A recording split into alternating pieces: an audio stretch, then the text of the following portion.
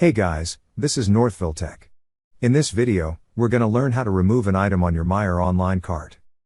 Open the website Meijer.com, then click on the profile icon.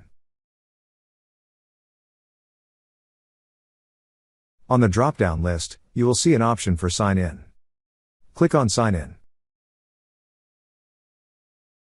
Now, enter your email address or Perks phone number. Then click on Next. After that, enter your password. Then click on Sign In.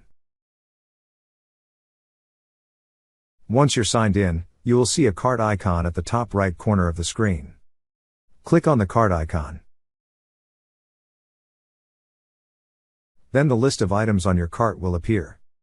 To remove an item, click on the delete icon beside the item you wish to remove. Or if you want to delete all the items, click on Empty Cart. That's how you remove an item on your Meijer online cart. Thank you so much guys for watching, and if you have not yet subscribed to our YouTube channel, please subscribe to our YouTube channel as we create tech videos almost every day. Also check out our website northvilletech.com for great tech articles, and our recommended resources in the description below for various sign-up bonuses.